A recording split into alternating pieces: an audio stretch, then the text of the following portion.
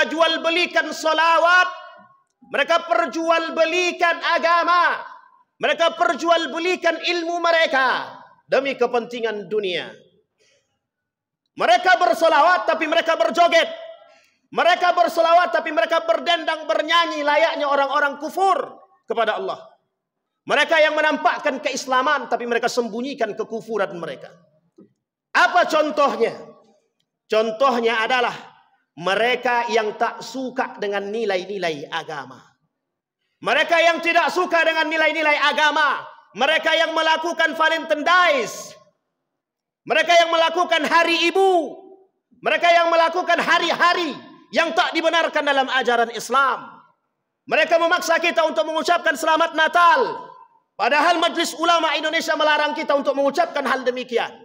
Mereka keluar dan merayakan tahun baru, sementara Nabi tak pernah mengajarkan kepada kita. Banyak manusia yang melakukan kemunafikan dengan dalih, ini adalah toleransi, ini adalah hak asasi manusia untuk melakukan perbuatan-perbuatan demikian. Yang terkandung di dalamnya, yang tersembunyi di dalamnya adalah kemusyrikan, kesyirikan. Yang tersembunyi di baliknya adalah kemunafikan. Mereka menolak nilai-nilai ajaran agama.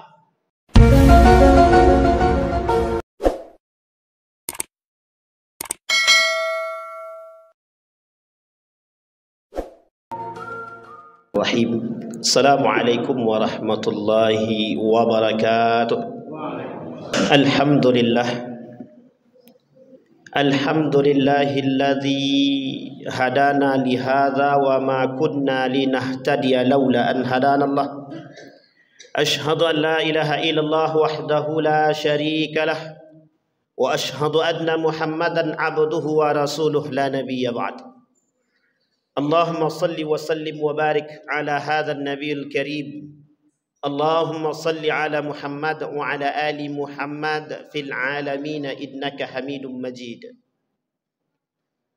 Ittaqullaha haqqa tuqatih wa la tamutunna illa wa antum muslimun. Innallaha wa malaikatahu yusalluna 'alan nabi. Ya ayyuhalladzina amanu sallu 'alaihi wa sallimu taslima.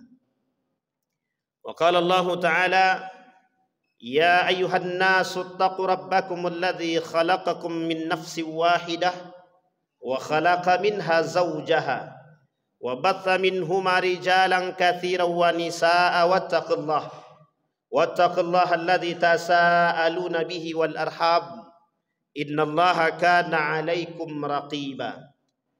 Wa qala Allah ta'ala ya ayyuhalladzina amanu ittaqullaha wa qulu qawlan sadida yuslih lakum a'malakum wa yaghfir lakum dhunubakum wa may yuti'illaha wa rasulahu faqad faza fawzan 'azima.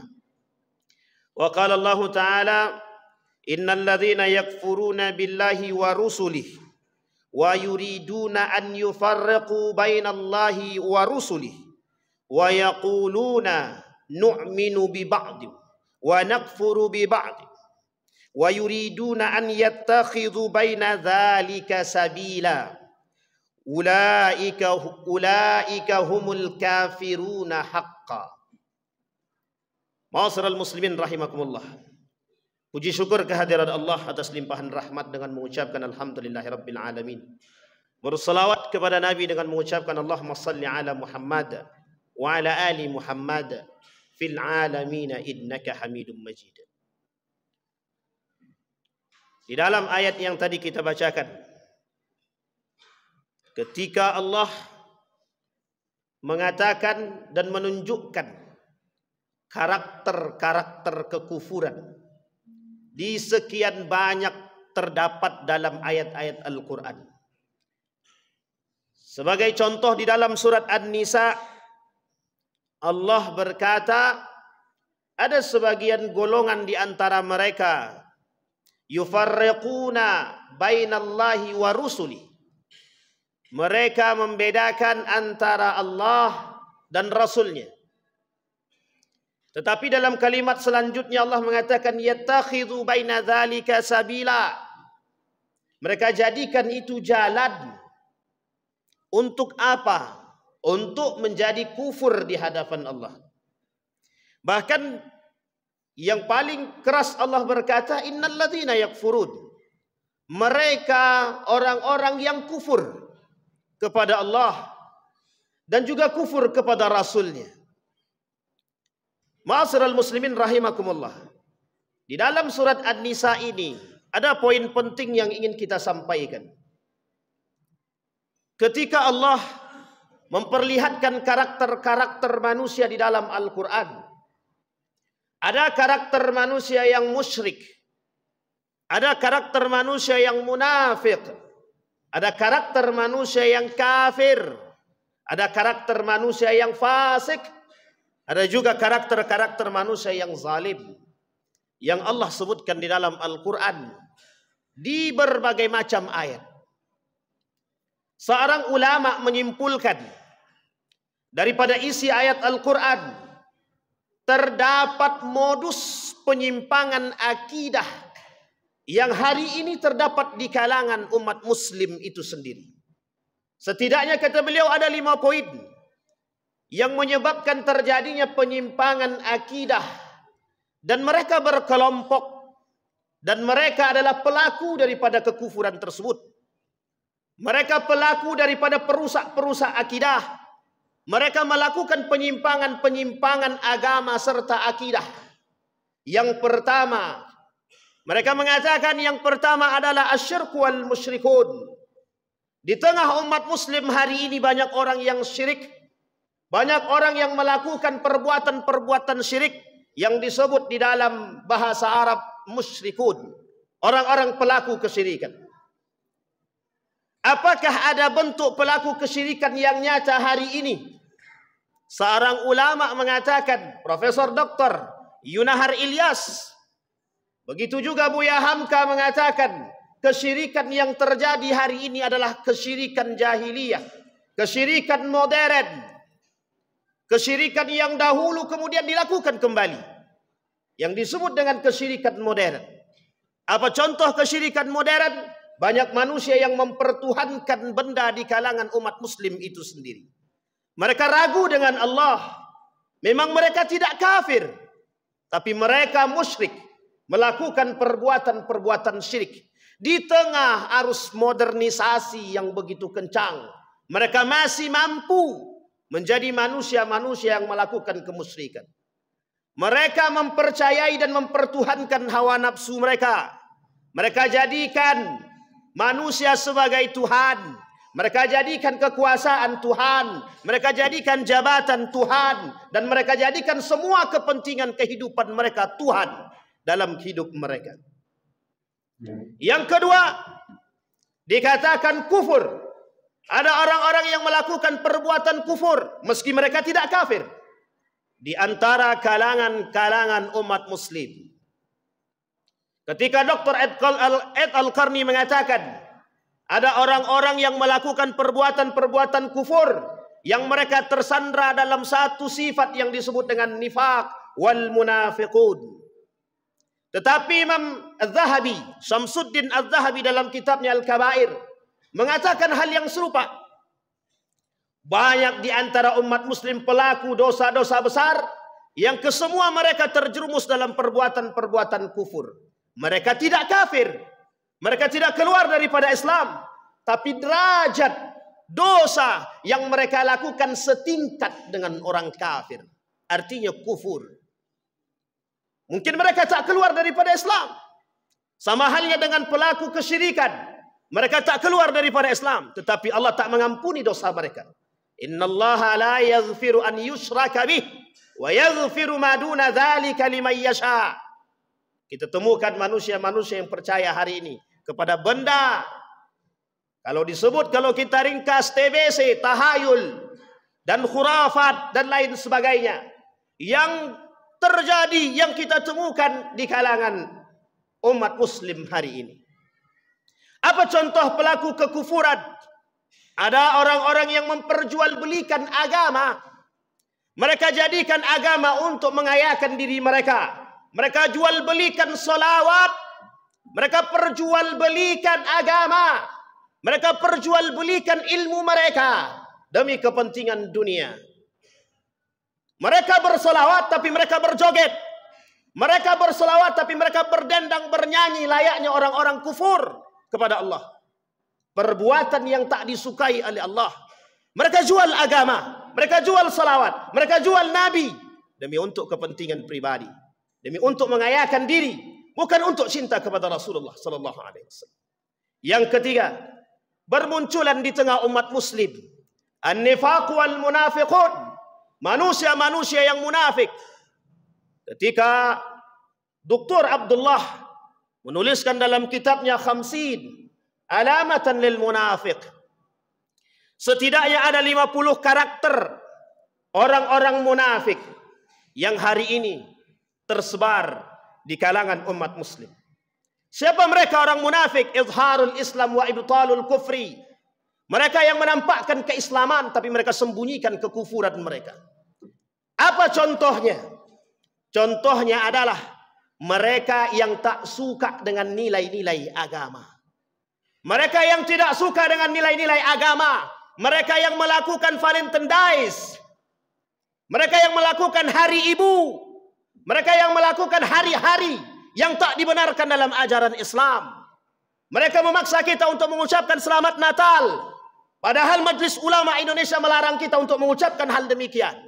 Mereka keluar dan merayakan tahun baru. Sementara Nabi tak pernah mengajarkan kepada kita. Banyak manusia yang melakukan kemunafikan dengan dalih ini adalah toleransi, ini adalah hak asasi manusia untuk melakukan perbuatan-perbuatan demikian. Yang terkandung di dalamnya, yang tersembunyi di dalamnya adalah kemusyrikan, kesyirikan. Yang tersembunyi di baliknya adalah kemunafikan. Mereka menolak nilai-nilai ajaran agama. Ketika tahun baru mereka bercampur aduk laki-laki dan perempuan. Tak adakah yang berani mengatakan perbuatan itu salah? Tapi mengapa mereka melakukan? Karena ada dalil yang mengatakan membolehkan. Dengan dalih toleransi dan hak asasi manusia. Bayangkan tersebar di antara kita umat-umat munafik yang mendorong dan mendukung perjuangan-perjuangan orang-orang yang sengaja untuk meruntuhkan nilai-nilai agama. Sudah dari dahulu ketika Ibn Rusdi diasingkan, ketika Ibn Rusdi mengajarkan dunia filsafat kepada orang barat, mereka mengambil nilai daripada poin tersebut. Mereka hilangkan nilai-nilai agama di dalam ilmu-ilmu yang mereka katakan. Sehingga tak salah ketika orang barat mengatakan bahwa ilmu bebas nilai. Anda boleh cerdas, Anda boleh pintar, tapi Anda tidak harus berakhlak, Anda tidak harus beradab. Ini poin penting yang harus kita tanamkan. Siapa orang yang menjalankan misi orang-orang barat itu? Mereka umat muslim yang berada di tengah kita, yang menolak nilai-nilai agama yang disebut di dalam Al-Quran sebagai munafiqun. Wa minan nasi man yu'jibuka qawluhu fil hayatid dunya. Orang-orang seperti ini, mereka adalah telah melakukan penyimpangan-penyimpangan akidah meskipun tidak terang-terangan. Mereka bisikkan ke telinga kita untuk melakukan perbuatan-perbuatan hal yang tidak diinginkan. Mereka katakan bahwa Al-Quran ini bukanlah yang paling benar. Mereka katakan bahwa kenapa harus ada haji di satu kali dalam setahun?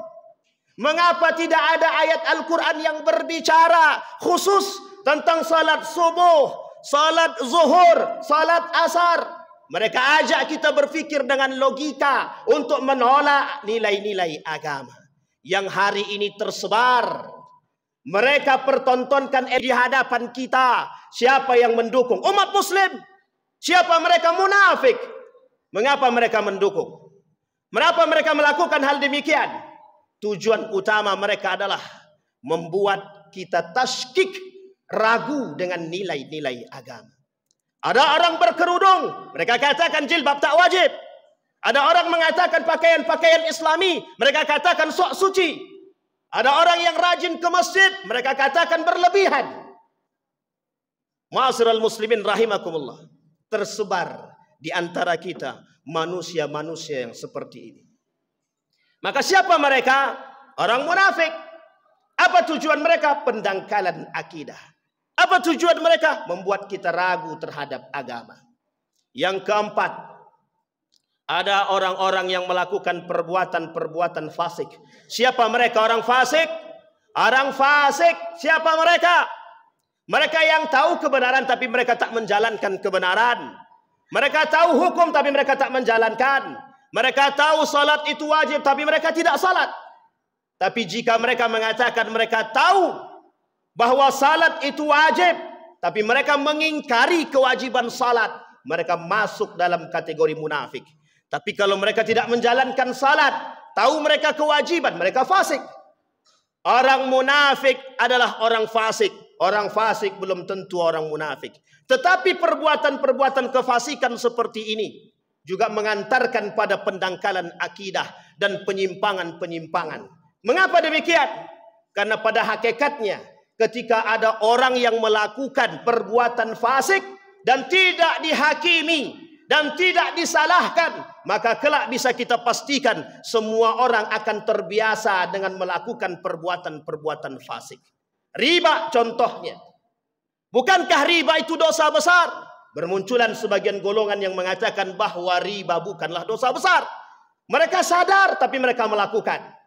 Mengapa demikian? Karena mereka menganggap bahwa riba bukanlah dosa besar. Siapa mereka?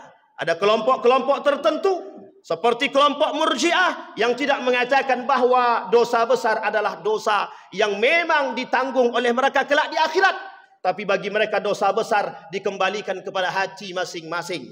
Bagaimana cara mereka menembus dosa itu? Dan mereka katakan bahwa dosa besar bukanlah dosa yang besar, tapi dosa yang biasa, sama seperti dosa-dosa yang lain. Ma'asyiral muslimin rahimakumullah, andai kata semua perbuatan-perbuatan dosa seperti ini dipandang biasa di hadapan umat manusia, maka kelak bisa kita pastikan orang-orang tak menyalahkan perbuatan yang salah. Apakah korupsi itu salah? Salah. Tetapi dibuat hal yang terbiasa di kalangan umat muslim. Kenapa? Agar kelak mereka terbiasa dengan perbuatan demikian, sehingga tidak ada lagi yang menyalahkan perbuatan yang salah. Inikah? Ya. Karena kelak di akhir zaman akan muncul satu masa, kata Nabi, tidak akan terjadi hari kiamat sampai kalian melihat merajalelanya kemaksiatan, kemungkaran, kemunafikan di tengah umat muslim itu sendiri. Yang terakhir disampaikan oleh para ulama, perbuatan zalim. Perbuatan zalim mampu membuat manusia dangkal akidahnya, bisa. Kenapa? Karena mereka percaya bahwa kezaliman hanya sebatas antara manusia dengan manusia. Padahal tidak. Hubungan manusia dengan manusia sangat mempengaruhi masuknya kita ke dalam surga. Sangat mempengaruhi dapatnya kita keridhaan Allah. Karena Allah katakan di dalam Al-Quran, tidak hanya hablum minallah, tetapi juga hablum minan nas. Bagaimana jika seandainya hablum minan nas kita rusak? Dalam kitab Kashifatul Qulub yang dikarang oleh Imam Al-Ghazali mengatakan ada seorang pemuda ahlul ibadah, rajin salatnya, rajin ibadahnya, tapi dia tak memiliki kebiasaan interaksi muamalah yang baik dengan tetangganya, sehingga dikatakan aku diharamkan oleh Allah untuk menuliskan namamu dalam catatan amal baik. Menangis tersungkur. Ternyata hablum minallah belum tentu mampu membuat manusia untuk mendapatkan keridhaan Allah. Kenapa? Karena memang sudah dikatakan oleh Allah di dalam Al-Quran, keseimbangan antara hablum minallah dan hablum minan nas. Bahkan Nabi mengatakan dalam riwayatnya, dalam hadisnya kata Nabi, hatta yuqadu syatal jalha ila syatil qarna. Orang yang suka menyakiti hati manusia, orang yang suka menzalimi manusia dari perbuatan-perbuatan kezaliman yang mereka lakukan, kelak di hari kiamat mereka akan dituntut terhadap perbuatan-perbuatan mereka. Ketika mereka dimintai pertanggungjawaban oleh Allah, mereka akan dipertanyakan kezaliman terhadap manusia yang mana yang engkau lakukan. Ma'asyiral muslimin rahimakumullah. Dari 5 sifat yang tadi kita sampaikan.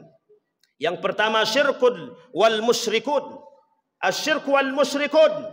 Yang kedua an-nifaq wal munafiqun. Yang ketiga al-kufru. Yang keempat al-fasik. Yang kelima az-zulmu. Kesemua perbuatan-perbuatan ini mampu membuat kita atau mendangkalkan keimanan kita dan akidah kita. Mengapa tidak?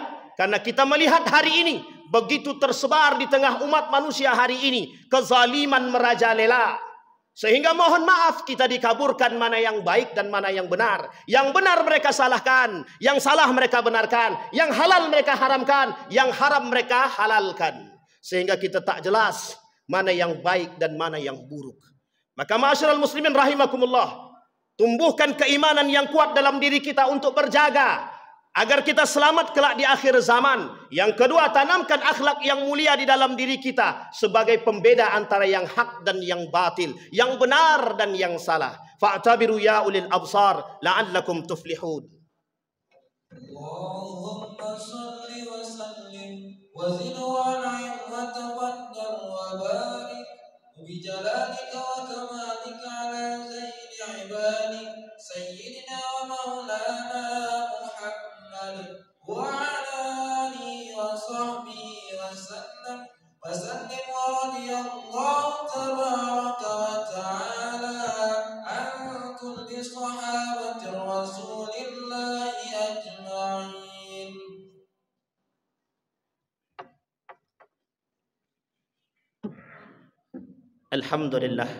الحمد لله الذي أرسل رسوله بالهدى ودين الحق ليظهره على الدين كله وكفى بالله شهيدا. أشهد أن لا إله إلا الله وحده لا شريك له وأشهد أن محمدا عبده ورسوله لا نبي بعد. اللهم صل وسلم وبارك على هذا النبي الكريم. اللهم صل على محمد وعلى آل محمد في العالمين إنك حميد مجيد. اتق الله حق تقاته ولا تموتن إلا وأنتم مسلمون. إن الله وملائكته يصلون على النبي يا أيها الذين آمنوا صلوا عليه وسلموا تسليما. اللهم اغفر للمسلمين والمسلمات والمؤمنين والمؤمنات برحمتك يا ذا الجلال والإكرام. اللهم أعدنا على ذكرك وشكرك وحسن عبادتك. اللهم اختمنا بحسن الخاتمة ولا تختمنا إلا بحسن الخاتمة. اللهم جنبنا من منكرات الأخلاق وسيئات الخلق. اللهم إنا نسألك إيمانا كاملا ويقينا صادقا وعملا صالحا مقبولا وتجارة لن تبور. اللهم انصر إخواننا المجاهدين في فلسطين وفي غزة وفي كل مكان. اللهم دمر اليهود، اللهم دمر اليهود، اللهم دمر اليهود، اللهم أهلك الكفرة والمبتدعة والمشركين أعداءك أعداء الدين. ربنا آتنا في الدنيا حسنة وفي الآخرة حسنة وقنا عذاب النار. عباد الله، إن الله يأمر